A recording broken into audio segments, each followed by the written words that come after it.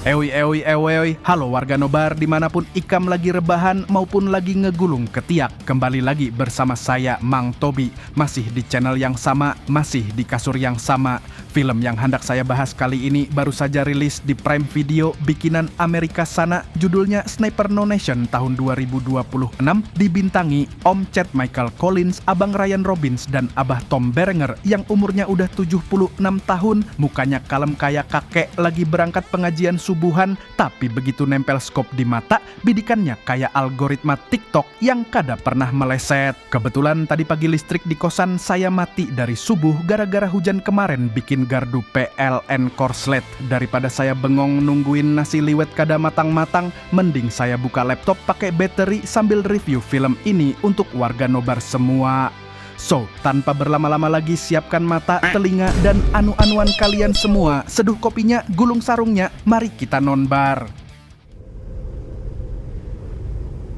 Cerita dibuka di tengah laut perairan internasional Amerika Tengah. Malam hari, kabut tebal kapal riset bernama Algoa berlayar pelan menembus gelap. Di dalam kapal, dua tentara Amerika menuruni tangga koridor industri. Yang satu Brandon Beckett, sniper jenius, kita panggil saja si jagoan. Yang satu lagi adalah partnernya Ezekiel Rosenberg alias Abang Zero. Mereka tiba di geladak bawah disambut pria bersenjata yang katanya teman seperjalanan. Tapi muka mereka mencurigakan kayak admin marketplace yang bilang kakak barangnya ready padahal stoknya udah habis.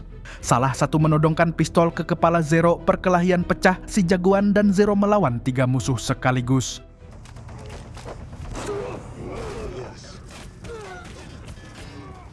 Belum sempat napas, dari luar kapal terdengar rentetan tembakan menghantam badan, kaca pecah di mana-mana. Ada kapal lain menyerang dalam gelap. Si jagoan terluka di bagian perut, tapi dia tetap langsung ambil senapan sniper dari peti, tiarap membidik ke arah laut yang gelap pekat. Masalahnya satu, dia kada bisa melihat apa-apa karena asap dan kabut tebal. Dia pun menyuruh Zero untuk mencari pistol suar. Let it fly.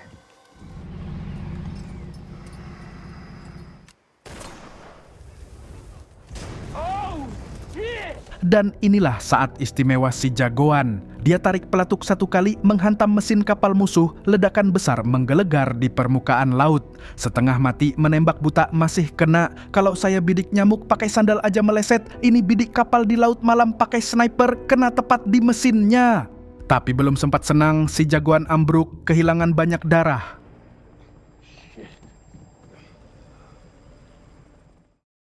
Layar kembali terang di ruang interogasi dengan peredam suara. Yang duduk di meja baja bukan si jagoan tapi partnernya, si Abang Zero.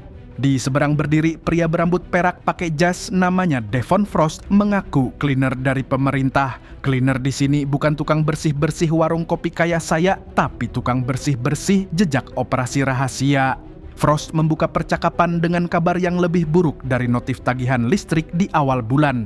Tim mereka, GRIT atau Global Response and Intelligence Team, secara resmi sudah dianggap kada pernah ada. Semua bukti dihapus, semua nama dicoret, semua jejak dibakar. Pemerintah mereka sendirilah yang mendeklarasikannya. Quit. There's no more.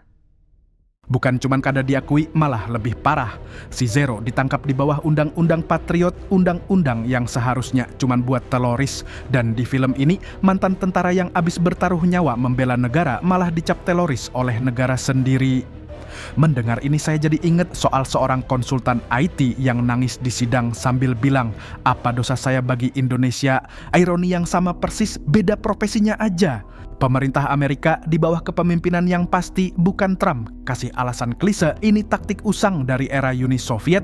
Mereka lempar bola ke pihak ketiga supaya tangan resmi tetap bersih. Sisa anggota tim yang lain udah hilang menyebar.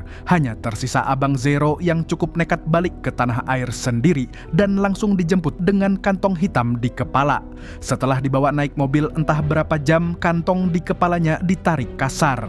Yang berdiri di hadapannya seseorang yang sangat-sangat dia kenal. Inilah Thomas Beckett, ayahnya si jagoan, sniper legendaris dari era pertama franchise ini, kita panggil saja Abah. Umurnya udah kepala 7, tapi pamornya masih berlaku di dunia gelap. Pertanyaan dia ke Abang Zero cuman satu. Where's my son? Dan inilah abang sniper tanpa KTP loh, dan inilah sniper no nation. Sementara Abang Zero ditangani sama Abah, di Costa Verde, Perdana Menteri Roman Diaz lagi pidato resmi di hadapan rakyatnya. Dengan setelan jas mahal, kumis abu-abu rapi, ekspresi penuh murka. The United States CIA greeting illegally and Dia nuduh tim JRIT masuk Costa Verde secara ilegal, membunuh kontraktor pemerintah, lebih dari 100 tentara tewas, bahkan keponakannya sendiri tewas. Seluruh dunia diharuskan percaya Amerika adalah teroris, Costa Verde adalah korban. Padahal di kepala kita semua, si jagoan baru saja dikejar di kapal sama anak buah PM ini juga. Mukanya kalem di kamera, tangannya aslinya basah darah. Narasi PM Roman langsung dibantah Presiden Amerika Ibu Ruth Michaels lebih telak dari mantan yang bilang, kita kan udah nggak ada apa-apa, padahal masih nyimpan foto kita di galeri. Akar masalahnya bukan di film ini, tapi di film sebelumnya. Saudara laki-laki PM Roman, Bruno Diaz, dibunuh oleh penembak jitu dalam misi JRIT sebelumnya. Sekarang PM Roman pakai kematian saudaranya itu sebagai bahan bakar politik, alasan resmi balas dendam pakai uang negara. PM Roman mengundang sekelompok tentara bayaran bernama Iron Legion. Pemimpin mereka muncul, namanya Kilian Kruger, mantan pasukan khusus Afrika Selatan yang dipecat gara-gara mukulin kolonelnya sampai mati pakai stick golf. Terus mayatnya yang setinggi 2 meter dilipat masuk tas golf, dikirim ke jenderalnya sebagai paket. Yang karena kelakuannya lebih brutal dari ketua yayasan daycare di Jogja, mulai sekarang kita panggil saja Kruger Rudy, yang nantinya kita pendekkan jadi Samidi. Samidi ini punya satu obsesi, yakni uang cash. Tugasnya cuma satu, habisi semua pemberontak yang membela rakyat Costa Verde, sekalian tangkap si jagoan hidup-hidup. Karena PM Roman ada rencana khusus. I want $1 million down pay, and if you don't pay,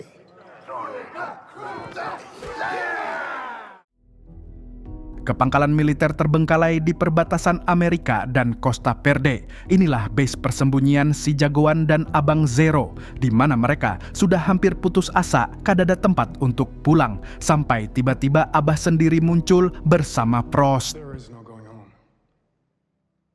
You're a man of no nation. Kalimat itu menampar si jagoan persis seperti tagihan kos di awal bulan. Setelah semua yang dia lakukan untuk negara, balasannya cuma surat penolakan. Diaz menang narasi sementara dia harus sembunyi di pangkalan kosong sambil mikirin nasib teman-temannya yang terjebak di Costa Verde. Abah anak ini lalu mengontak rekan mereka di lapangan, namanya Thabo Zondi. Anak muda Afrika Selatan yang dulunya murid si jagoan, sekarang memimpin pemberontak Phoenix Rebellion, sekelompok pejuang Costa Verde yang membela rakyatnya dari kebijakan brutal PM Roman. Tolong pegang dulu sosok Zondi ini, warga nobar. Muka dia yang kelihatan setia ini nanti jadi kunci twist akhir film. Si jagoan setuju ngasih bantuan tapi cuma berupa senjata, kada bisa masuk ke Costa Verde sendiri karena akan jadi alasan PM Roman bikin perang internasional. Di belakang layar ada anggota lain bernama Angel, perempuan tangguh dari Afsel, kita panggil saja Acil Angel. Beliau ini bawaannya garang banar, lebih galak dari ibu kos yang naikin sewa kamar tiap 3 bulan tanpa pemberitahuan. Truk kontainer berisi senjata akhirnya tiba di base Phoenix Rebellion. Acil Angel dan Zondi mulai membongkar muatan, anak buah mereka sudah siap bergerak. Tapi sekonyong-konyong terdengar suara mesin mendekat dari segala arah, baku tembak pecah di seluruh penjuru base. You get out there. We're gonna make sure that we're good.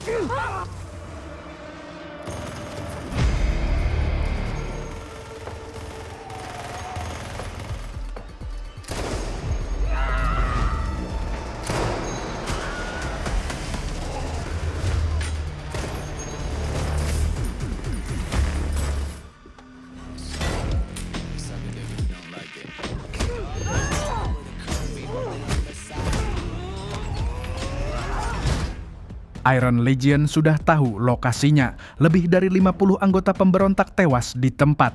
3 orang dijadikan sandera hidup-hidup, yaitu Acil Angel, Zondi, dan satu lagi bernama Lorenzo. Yang bikin getir ternyata yang membocorkan lokasi Phoenix Rebellion bukan mata-mata, tapi panggilan video dari si jagoan sendiri. Saat Intelpad dari tim JRIT menembus firewall Roman buat berkomunikasi, sinyalnya dilacak balik sampai ke base. Niatnya bantu, hasilnya bumerang. Mirip update Windows yang katanya percepat performa, bikin laptop jadi lemot. Si jagoan dan tim merasa bersalah berat, tapi sekarang ada yang lebih penting. Acil Angel, Zondi, dan Lorenzo akan dieksekusi di pusat penahanan kota dalam waktu 2 hari. Eksekusi publik disiarkan ke seluruh dunia oleh PM Roman sebagai pertunjukan kekuasaan. Tujuannya jelas, memancing si jagoan dan timnya masuk ke Costa Verde supaya bisa ditangkap sekalian. Yang menariknya, PM Roman kasih perintah khusus biarkan Brandon Beckett tetap hidup karena dia punya rencana sendiri. Tim Phoenix Rebellion yang masih hidup menolak misi penyelamatan, alasannya pasukan udah habis. Tapi si jagoan punya keputusan sendiri, mereka tetap akan masuk Costa Verde dengan atau tanpa restu siapapun. Karena di kepala mereka, tentara meninggalkan tentara itu lebih buruk dari mantan yang ngeghosting tanpa kabar. Sambil tim si jagoan menyusun strategi, ada kejutan masuk. Seorang yang dikira sudah mati di film sebelumnya, namanya Nova, ternyata masih hidup. Dia tertembak 4 kali tapi bangkit dari abu, makanya pemberontak menjuluki dia sebagai The Phoenix. Inilah aset rahasia Phoenix Rebellion, level revival yang sama dengan tokoh sinetron yang udah dimakamin episode 50, muncul lagi di episode 70 dengan luka di pipi dan amnesia ringan. Sementara di sel tahanan PM Roman, Zondi diisolasi sendirian. Tubuhnya babak belur. PM Roman datang sendiri dengan strategi licik. Dia kada nyiksa Zondi langsung. Justru sebaliknya, dia kasih perawatan, dia kasih tatapan ayah yang baru ditinggal anak. All this pain was caused by Brandon Beckett. Inilah teknik klasik para diktator, bukan menyiksa lawan tapi membuat lawan benci kepada kawannya sendiri. PM Roman bilang ke Zondi bahwa Brandon yang menuntun Iron Legion langsung ke pintu mereka. Brandon yang membuat 50 anggota pemberontak tewas. Brandon yang sebenarnya monster, sementara dia, PM Roman, adalah ayah yang menawarkan jalan baru. Cuci otak dirakit pelan-pelan dengan bumbu kepedihan yang sengaja dipanaskan. Zondi diam, pikirannya rapuh dan benih pengkhianatan ditanam di kepalanya.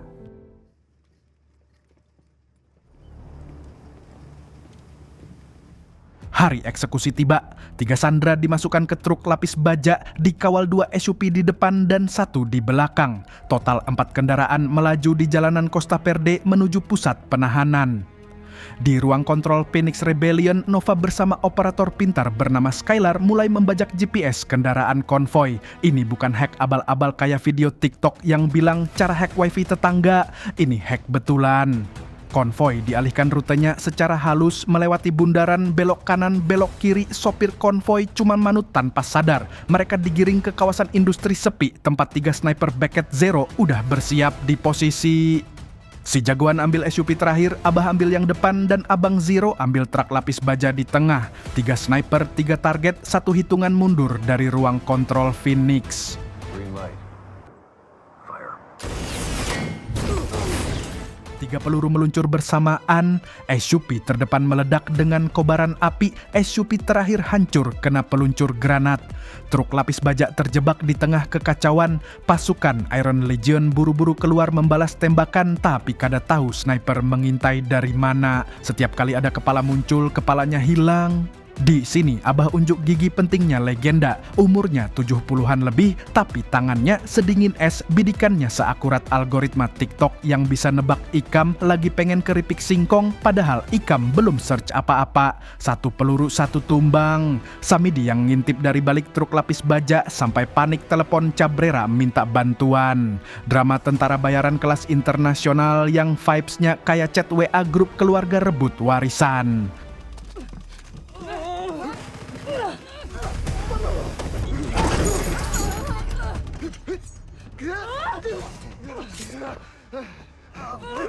Tell them Angel sent you.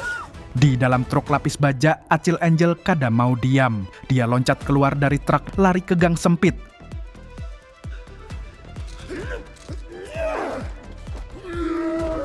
Di sisi lain medan tempur, Lorenzo udah ditodong sama Samidi. Zero masuk dengan topeng tengkorak hitam, cabut topengnya, dan langsung diejek sama Samidi yang manggil dia kacung kecilnya Beckett. It's Zero, motherfucker. Tapi Abang Zero ini punya satu prinsip, boleh dicap teroris oleh pemerintah, boleh dianggap kacung sama media, tapi kada boleh diejek di depan mukanya sendiri. Perkelahian tangan kosong yang brutal pecah di gudang berdebu.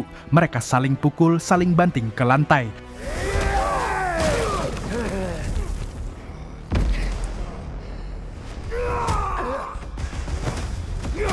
Sampai Abang Zero akhirnya melihat sebuah palu godam di sudut gudang.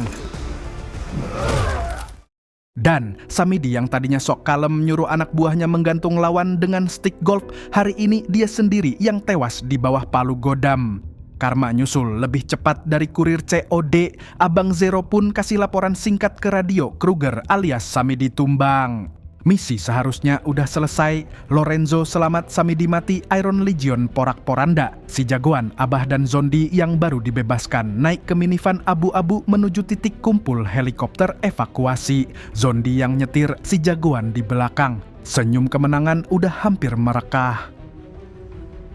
Tapi tiba-tiba di ruang kontrol Phoenix Rebellion, layar Mbak Skylar dan Nova kena hack balik. Logo tengkorak ungu memenuhi monitor, sinyal radio si jagoan terputus. Di dalam minivan yang melaju kencang, dua SUV Mercedes hitam muncul dari belakang lalu memblok jalan tepat di ujung jembatan layang yang belum jadi. Minivan terhenti. Si jagoan kebingungan, Abah kebingungan, saya pun ikut kebingungan. Tapi Zondi tetap diam memegang setir, ekspresinya kosong. You've made your choices, Brendan Beckett. I've made mine. Dan disinilah twist itu menampar. Zondi, anak murid si jagoan sendiri, ternyata udah dicuci otaknya oleh PM Roman di sel tahanan. Setiap kata manis Roman, setiap dosipin, setiap sentuhan ayah palsu, hari ini panen hasilnya. Si jagoan teriak protes, dia bilang udah pertaruhkan segalanya buat Zondi. Tapi Zondi cuma jawab dingin, kau terlambat. Jangan salahkan taksi Green SM yang mogok di rel apabila Zondi yang seharusnya jadi sopir penyelamat justru ngarahin minivan Abah dan si jagoan ke jebakan maut PM Roman.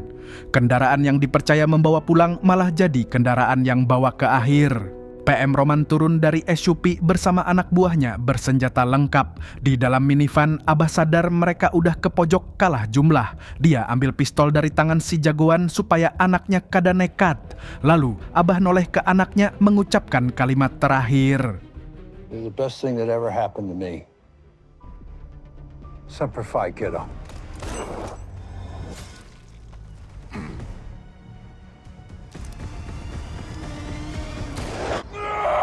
Layar fade to black total. Yang tersisa cuma jeritan putus asa si jagoan yang baru kehilangan ayahnya.